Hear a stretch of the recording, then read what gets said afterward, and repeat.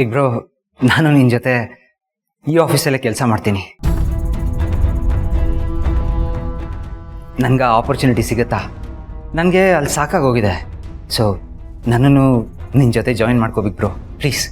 ಏನು ಮಾತಾಡ್ತಾ ಇದೆಯಾ ಪಾರ್ಥ? ಅಷ್ಟು ದೊಡ್ಡ ಕಂಪ್ನಿಲಿ ಅಷ್ಟು ದೊಡ್ಡ ಜವಾಬ್ದಾರಿನ ಬಿಟ್ಬಿಟ್ಟು ಇಲ್ಲಿಗೆ ಬಂದು ಏನು ಮಾಡಬೇಕು ಅಂತಿದ್ಯಾ? ಬ್ರೋ ಪ್ಲೀಸ್, ಇದನ್ನು ಬೇಡ ಅಂತ ಮಾತ್ರ ಹೇಳಬೇಡ. ನಾನು ಇದ್ರ ಬಗ್ಗೆ ಸರಿಯಾಗಿ ಯೋಚನೆ ಮಾಡಿ ಡಿಸಿಷನ್ ತೊಗೊಂಡಿದ್ದೀನಿ. ನನಗೆ ಆ ಕಂಪ್ನಿಗೆ ಹೋಗೋದಕ್ಕೆ ನಿಜವಾಗ್ಲೂ ಇಷ್ಟ ಇಲ್ಲ. ಎಲ್ಲಿ ರಿಯಲ್ ವ್ಯಾಲ್ಯೂಸ್ ಇರುತ್ತೋ, ಎಥಿಕ್ಸ್ ಇರುತ್ತೋ, ಒಳ್ಳೆತನ ಇರುತ್ತೋ, ನಾನು ಅಲ್ಲೇ ಇರೋದಕ್ಕೆ ಇಷ್ಟಪಡ್ತೀನಿ. ಅದೆಲ್ಲದೂ ಇಲ್ಲಿದೆ. ಸೊ ಅದಕ್ಕೆ ಪ್ಲೀಸ್ ನನ್ನ ಇಲ್ಲಿ ನಿನ್ನ ಜೊತೆ ಜಾಯಿನ್ ಮಾಡ್ಕೋಬೇಕು ಬ್ರೋ, ಪ್ಲೀಸ್. ಇಲ್ಲ ಪಾರ್ಥ, ಅದು ಸಾಧ್ಯ ಇಲ್ಲ. ಆ ಯೋಚನೆನ ನಿನ್ನ ತಲೆಯಿಂದ ತೆಗೆದಾಕ್ಬಿಡು. ನಂಗೆ ನೀನು ಬೇಡ.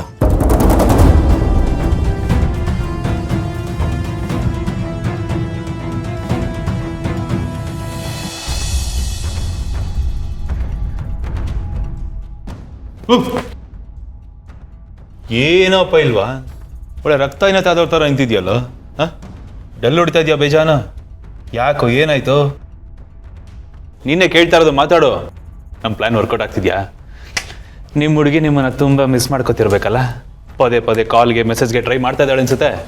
ಅದೆಲ್ಲ ಏನೂ ಆಗ್ತಾಯಿಲ್ಲ ಬಾಸ್. 2 ದಿನದಿಂದ ಕಾಲು ಇಲ್ಲ, ಮೆಸೇಜು ಇಲ್ಲ, ಏನೂ ಇಲ್ಲ. ಆ ಕಡೆ ಸಿಗ್ನಲ್ಲೇ ಕಟ್ ಆಗಿಬಿಟ್ಟಿದೆ ಬಾಸ್. ಡಿಸ್ಟೆನ್ಸ್ ಮೇಂಟೈನ್ ಆಗ್ತದೆ. ಇನ್ನು ಎಲ್ಲಿಂದ ಮಿಸ್ ಮಾಡ್ಕೊಳ್ಳೋದು? ಏನೋ ಹಿಂಗಂದ್ಬಿಟ್ಟೆ. ಹೌದಾ? ನೀನೊಂದ್ಸಲ ಟ್ರೈ ಮಾಡಬೇಕಿತ್ತು. ಮಾಡಿದೆ ಬಾಸ್, ಬಟ್ ಅವ್ರು ಮಾತ್ರ ಪಿಕ್ ಮಾಡ್ತಾ ಇಲ್ಲ. ಯಾಕೆ ಅಂತಲೂ ಗೊತ್ತಿಲ್ಲ. ಏನಾಗಿದೆ ಗೊತ್ತಿಲ್ಲ. ಒಂದು ಕೆಲಸ ಮಾಡು, ಟ್ರೈ ಮಾಡ ನನ್ನ ಮುಂದೆ ಒಂದ್ಸಲ. ನಾನು ಕಾಲ್ ಮಾಡ್ದಾಗ ಪಿಕ್ ಮಾಡದೇ ಇದ್ದವರು ಇವಾಗ ಕಾಲ್ ಮಾಡಿದ್ರೆ ಪಿಕ್ ಮಾಡಿಬಿಡ್ತಾರಾ? ಹೇಳ್ದಷ್ಟು ಮಾಡು, ಟ್ರೈ ಮಾಡು. ಸರಿ ಬಾಸ್.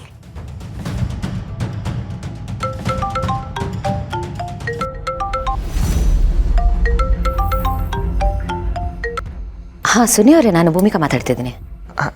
ನೀವಾ ಮೇಡಮ್? ಮಲ್ಲಿ ಅವರು? ಆ್ಯಕ್ಚುಲಿ ಅವಳು ಓದ್ಕೋತಿದ್ದಾಳೆ. ಅವಳನ್ನ ಡಿಸ್ಟರ್ಬ್ ಮಾಡಬಾರ್ದು ಅಂತ ಅಂದ್ಕೊಂಡಿದ್ದೀವಿ. ಅದಕ್ಕೆ ಅವಳ ಫೋನ್ ನನ್ನ ಹತ್ರ ಇದೆ. ಅವಳ ಎಕ್ಸಾಮ್ಸ್ ಮುಗಿಯೋವರೆಗೂ ಯಾವ ಡಿಸ್ಟ್ರಾಕ್ಷನು ಇರಬಾರ್ದು ಅಂತ ಈ ರೂಲ್ಸ್ ಆ್ಯಂಡ್ ರೆಗ್ಯುಲೇಷನ್ಸ್ ಮಾಡಿದ್ದೀನಿ. I hope you understand. ಅಯ್ಯೋ ಇಲ್ಲ ಮೇಡಮ್, ಅವ್ರು ಚೆನ್ನಾಗಿ ಓದ್ಕೋತಿದ್ದಾರೆ ಅಂದರೆ ಖುಷಿನೇ. ನಾನು ಸುಮ್ಮನೆ ಹಂಗೆ ನಾರ್ಮಲಾಗಿ ಕಾಲ್ ಮಾಡಿದೆ ಅಷ್ಟೇ. It's okay. Right, thank you so much for understanding. Sorry. ಏನಂತು? Boss, mains exams boss. Exams ಮುಗಿಯೋರ್ಗು ನೋ ಮಾತುಕತೆ, ನೋ ಫೋನ್ ಕಾಲು, ನಥಿಂಗು, ಎಲ್ಲ ನಿಷಿದ್ಧ. ಫೋನ್ನೇ ಬ್ಯಾನ್ ಮಾಡಿಬಿಟ್ಟಿದ್ದಾರಂತೆ. ಹಂಗಂತ ಅವ್ರ ಅಕ್ಕ ಹೇಳಿದ್ರು. ಅಷ್ಟೇ ಬಾಸ್, ಇನ್ನು ಎಕ್ಸಾಮ್ ಮುಗಿಯೋ ತನಕ ಅವ್ರು ನಾಟಿಚೇಬಲ್ ಆಗಿಬಿಡ್ತಾರೆ. UPSC ಎಕ್ಸಾಮ್ ಅಲ್ವಾ, ಅದೇನು SSLC ಎಕ್ಸಾಮ್ ಕೆಟ್ಟೋಯ್ತಾ?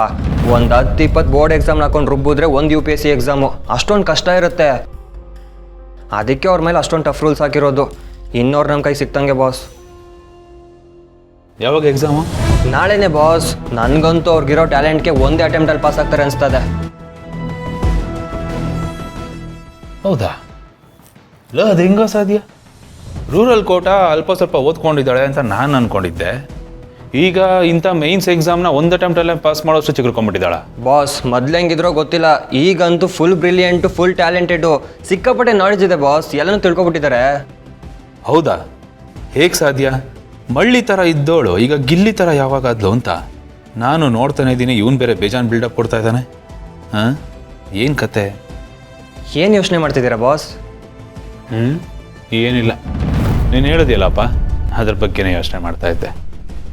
ಲಪ್ಪ ಇಲ್ವಾ, ರೈಟ್ ಟೈಮ್ ಕಣೋ ಇದು. ಲೋ ಹೋಗೋ, ಪದೇ ಪದೇ ಅವಳಿಗೆ ಡಿಸ್ಟರ್ಬ್ ಮಾಡು. ಫೋನ್ಗೂ ಮೆಸೇಜ್ಗೂ ಸಿಗದೆ ಆದರೆ ಏನಂತೋ ಡೈರೆಕ್ಟಾಗಿ ಹೋಗು, ಫೇಸ್ ಟು ಫೇಸ್. ಅಯ್ಯೋ ನಿಮ್ಮನ್ನ ನೋಡಿದೆ ನನ್ನ ಕೈಲಿ ಇರೋಕ್ಕಾಗ್ತಿಲ್ಲ ಅಂತ ಡೌ ಮಾಡೋ. ಒಟ್ಟಿನಲ್ಲಿ ಅವಳಿಗೆ ನಿನ್ನ ಬಿಟ್ಟಿರೋಕ್ಕಾಗಬಾರ್ದು. ಹಂಗೆ ಮಾಡ್ಬೇಕು ನೀನು. ಪಾಪ ಬಾಸ್, ಅವ್ರು ಓದ್ತಿರ್ತಾರೆ. ನಾಳೆ ಹೋಗ್ತೀನಿ ಬಾಸ್. ಏಯ್, ಏನು ನೀನು ಡಿಸ್ಟರ್ಬ್ ಮಾಡು ಅಂತಾನೆ ಹೇಳ್ತಾ ಇರೋದು. ಓದ್ಕೋತಿಳೆ ನಾಳೆ ಹೋಗ್ತೀನಿ ಅಂತೆ. ಹೋಗೋ, ಮಾತಾಡ್ಸ್ಕೊಂಬಾ. ಅಲ್ಲ ಬಾಸ್. ಹೋಗೋ. ಸರಿ ಬಾಸ್, ಹೋಗ್ತೀನಿ. ಅಪ್ಡೇಟ್ ಮಾಡ್ಬೇಕು ನನಗೆ.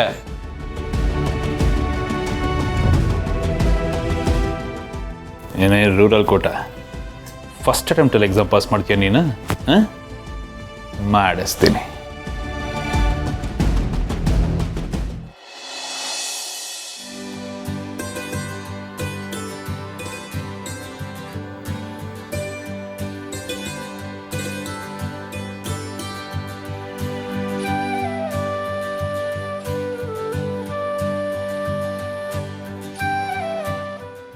ಯಾಕೆ ಬ್ರೋ ಈ ಥರ ಹೇಳ್ತಾ ಇದೆಯಾ? ನಾನು ನಿನ್ನ ಜೊತೆ ಇರೋದು ಇಷ್ಟ ಇಲ್ವಾ ನಿಂಗೆ? ಗೆಳೆಯ ಪಾರ್ಥ, ಪ್ಲೀಸ್ ನೀನೇನೋ ಅನ್ಕೋಬೇಡ. ನಾನು ಹೇಳಿದ್ದು ನಿನಗೆ ಹಾರ್ಷ ಕೇಳಿಸಿರ್ಬೋದು, ಬಟ್ ನನ್ನ ಇಂಟೆನ್ಷನ್ ಬೇರೆನೇ ಇದೆ. ಏನು ಇಂಟೆನ್ಷನ್ಸ್ ಬಿಗ್ ಬ್ರೋ? ಇಲ್ಲಿ ಎಷ್ಟೊಂದು ಜನ ಕೆಲಸ ಮಾಡ್ತಾ ಇದ್ದಾರೆ, ನಾನು ಅವ್ರ ಥರನೇ ಕೆಲಸ ಮಾಡ್ಕೊಂಡು ಹೋಗ್ತೀನಿ. ನೋಡು, ನನಗೆ ಸ್ಯಾಲ್ರಿ ಆಗಲಿ, ಸ್ಪೆಷಲ್ ಪೊಸಿಷನ್, ಬೇರೆ ಸ್ಪೆಷಲ್ ಟ್ರೀಟ್ಮೆಂಟ್ ಏನೂ ಬೇಡ. ನನಗೆ ನಿನ್ನ ಜೊತೆ ಕೆಲಸ ಮಾಡ್ಕೊಂಡು ಹೋಗಬೇಕು.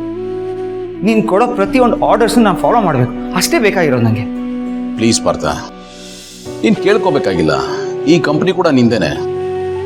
ಬಟ್ ನಾನು ಯಾಕೆ ಹಾಗೆ ಹೇಳ್ತಾ ಇದ್ದೀನಿ ಅಂತ ಅರ್ಥ ಮಾಡ್ಕೊ. ನೋಡು, ಇಷ್ಟು ದಿವಸ ನಾನು ನಿನ್ನನ್ನು ಮೀಟ್ ಮಾಡಲಿಲ್ಲ, ನಿನ್ನ ಹತ್ರ ಮಾತಾಡಲಿಲ್ಲ. ಯಾಕೆ ಗೊತ್ತಾ? ಅದರ ಇಂಪ್ಯಾಕ್ಟು ಬೇರೆ ಥರನೇ ಇರುತ್ತೆ. ಆ ಕಾರಣಕ್ಕೆ ಏನಾಗುತ್ತೆ? ನೋಡು ಪಾರ್ಥ, ನೀನು ಇಲ್ಲಿಗೆ ಬಂದರೆ ನಾನು ಬೇಕು ಅಂತ ನಿನ್ನ ಕರ್ಕೊಂಡಾಗುತ್ತೆ. ಅಮ್ಮನೂ ಹಾಗೆ ಅನ್ಕೋತಾರೆ. ನಾನು ಅಮ್ಮನ್ನ ವೀಕ್ ಮಾಡಿದಾಗುತ್ತೆ, ಅವ್ರ ಎದುರುಗಡೆ ನಿಂತ್ಕೊಂಡಾಗುತ್ತೆ, ಅವ್ರಿಗೆ ಇನ್ಸೆಕ್ಯೂರಿಟಿ ಫೀಲ್ ಆಗುತ್ತೆ. ಜಯದೇವ್ಗೂ ಹಾಗೆ ಅನಿಸುತ್ತೆ. ಬಿಗ್ ಬ್ರೋ ನೋಡು, ಆ ಥರ ಎಲ್ಲ ಏನೂ ಆಗಲ್ಲ. ಇದು ನನ್ನ ಇಷ್ಟ, ನನ್ನ ಚಾಯ್ಸ್. ಇಲ್ಲ ಪಾರ್ಥ, ಹಾಗೆಲ್ಲ ಆಗಲ್ಲ. ಇದು ಅಷ್ಟು ಸರಳ ಇಲ್ಲ. ನಾನು ಹೇಳಿದ್ನಲ್ಲ, ಹಾಗೆ ಆಗೋದು. ನೋಡು ಪಾರ್ಥ, ನಮ್ಮಗಳ ನಡುವಿನ ಸಂಬಂಧ ಮುಂಚಿನ ಥರ ಇಲ್ಲ, ಸತ್ತೋಗಿದೆ. ಸತ್ತೋಗಿರೋ ಸಂಬಂಧಗಳು ಗೋರಿ ಮೇಲೆ ಹೂ ಹೊರಳಲ್ಲ, ಪಾಚಿ ಬೆಳೆಯುತ್ತೆ. ನೋಡು, ನಿನಗೆ ಬೇಡ ಅಂತ ಹೇಳೋದಕ್ಕೆ ಇನ್ನೊಂದು ಕಾರಣ ಇದೆ. ಅಷ್ಟು ದೊಡ್ಡ ಕಂಪ್ನಿನ ಕಟ್ಟಿ ಬೆಳೆಸಿ ಬಿಟ್ಟು ಬಂದಿದ್ದೀನಿ. ಈಗಲೂ ಅದು ನನ್ನ ಕನಸಿನ ಕೂಸೆ. ಈಗಲೂ ಅದ್ರ ಬಗ್ಗೆ ನನ್ನ ಕಾಳಜಿ ಇದೆ. ನನಗೆ ಆ ಜಯದೇವ್ ಮೇಲೆ ಎಳ್ಳಷ್ಟು ನಂಬಿಕೆ ಇಲ್ಲ ಪಾರ್ಥ. ಅವನು ಎಷ್ಟು ಚೆನ್ನಾಗಿ ಕೆಲಸ ಮಾಡ್ತಾನೆ, ಎಷ್ಟು ಚೆನ್ನಾಗಿ ಕಂಪ್ನಿ ನೋಡ್ಕೋತಾನೆ ಅಂತ ನನಗೆ ಚೆನ್ನಾಗಿ ಗೊತ್ತು. ನನಗಿರೋ ಒಂದೇ ಒಂದು ಭರವಸೆ ನೀನು. ನೀನಲ್ಲಿದ್ರೆ ಕಂಪ್ನಿ ಚೆನ್ನಾಗಿರುತ್ತೆ. ಹಾಗಾಗಿ ನಿನ್ನ ಅವಶ್ಯಕತೆ ಇಲ್ಲಿಗಿಂತ ಆ ಕಂಪ್ನಿಗೆ ಜಾಸ್ತಿ ಇದೆ. ನನ್ನ ಕಂಪ್ನಿ ಯಾವತ್ತೂ ಬೀಳಬಾರ್ದು, ತಲೆ ಎತ್ತಿ ನಿಲ್ಲಬೇಕು. ನೀನು ಆ ಥರ ನೋಡ್ಕೋಬೇಕು. ನಿನ್ನನ್ನು ನನ್ನ ಪ್ರತಿನಿಧಿ ಅನ್ಕೋ. ನಾನೇ ನಿನಗೆ ಕೆಲಸ ವಹಿಸ್ತೀನಿ ಅನ್ಕೋ. ಯಾರಿಗೋಸ್ಕರ ಅಲ್ಲದೆ ಇದ್ರು ನನ್ನ ಮುಖ ನೋಡಿಕೊಂಡು ನನಗೋಸ್ಕರನಾದರೂ ಆ ಕಂಪ್ನಿ ಚೆನ್ನಾಗಿ ನೋಡ್ಕೋ. ಅದು ನಿನ್ನ ಜವಾಬ್ದಾರಿ. ತಾಳ್ಮೆ ಕಳ್ಕೊಬೇಡ, ಆವೇಶಕ್ಕೊಳಗಾಗ್ಬೇಡ ಪ್ಲೀಸ್. ಸರಿ ಬಿಗ್ ಬ್ರೋ, ನೀನು ಹೇಳಿದ್ರ ಮೇಲೆ ನಂಗೆ ತುಂಬಾ ರೆಸ್ಪೆಕ್ಟ್ ಇದೆ. ನನ್ನ ಲೈಫಲ್ಲಿ ಯಾರನ್ನಾರು ಬ್ಲೈಂಡಾಗಿ ನಂಬ್ತೀನಿ ಅಂದರೆ ಅದು ನಿನ್ನನ್ನು ಮಾತ್ರ. ನನಗೆ ಗೊತ್ತಿದೆ ನೀನು ಯಾವತ್ತೂ ತಪ್ಪು ದಾರಿಗೆ ನಡೆಯಲ್ಲ ಆ್ಯಂಡ್ ತಪ್ಪು ದಾರಿನೂ ತೋರಿಸಲ್ಲ. ಓಕೆ ಫೈನ್, ನಾನು ನಿನಗೋಸ್ಕರ ಎಲ್ಲದನ್ನೂ ಸಹಿಸ್ಕೋತೀನಿ. ನೀನು ಕಟ್ಟಿರೋ ಕನಸನ್ನು ನಾನು ಉಳಿಸ್ಕೊಂಡು ಹೋಗ್ತೀನಿ ಬಿಗ್ ಬ್ರೋ. ಈ ಕಂಪ್ನಿನ ಕಾಪಾಡ್ಕೊಂಡು ಹೋಗ್ತೀನಿ. Thank you. ಬರ್ತೀನಿ. Good luck.